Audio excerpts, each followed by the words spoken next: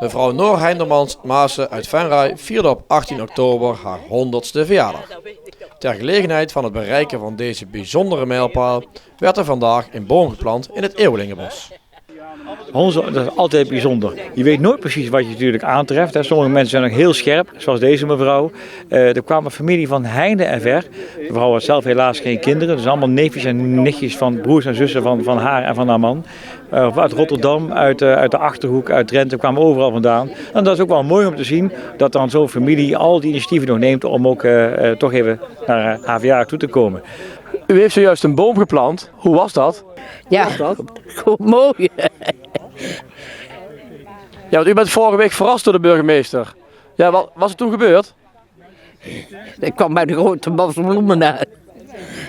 En die gingen bij me staan en laten zitten. Want ik moest zo kijken. En dat was wel fijn. Het is voor mij burgemeester Gillissen geweest, die een jaar of 10 geleden het initiatief heeft genomen. Er was iemand die kreeg volgens mij een boom omdat hij 100 jaar werd. En toen is het plan opgevat om voor iedereen die in Venray 100 wordt, een boom te planten. Een boom die hij of zij zelf kan kiezen. Ja, en dit jaar is het al de 4e boom. Dus ja, het gaat wel goed met het Eeuwelingenbos. Ja, is 1924 een goed jaar. Mensen worden ook gemiddeld allemaal wat ouder. De tijd zal uitwijzen hoe het verder gaat. Maar we gaan wel in de toekomst nadenken om deze traditie natuurlijk in stand te houden. We kunnen hier nog een tijdje vooruit. Maar als dat niet gaat, dan moeten we naar een andere plek op zoek. Ja, u heeft net de boom geplant met mevrouw Heindermans. Ja, hoe was dat? Ontzettend leuk. Ze is nog heel scherp van geest. Een 100-jarige gaan we natuurlijk niet echt een boom laten planten. Dus dat is allemaal graafmachinewerk en onze medewerkers doen ook hun best. Dus het grootste gedeelte is al gedaan. Symbolisch doen we hier nog een schepje zand erbij. Maar de 4e dit jaar die 100 is geworden, klopt. Ja, want ik begreep ook, u was bang dat u moest gaan graven.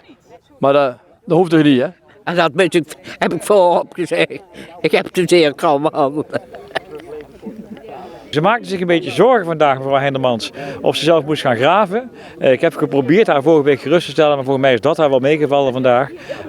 Maar dat is vaak wel de zorg. En weet u, mensen hebben op 100-jarige leeftijd vaak een vrij vast patroon en ritme. Op het moment dat er een 100-jarige verjaardag is, of zo'n dag als vandaag, dan maakt het altijd qua energie en qua spanning wel een beetje extra indruk.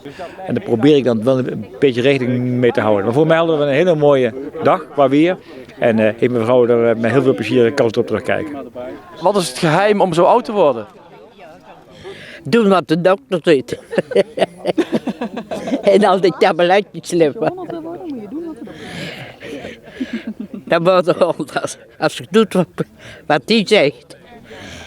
Dan wordt het ook.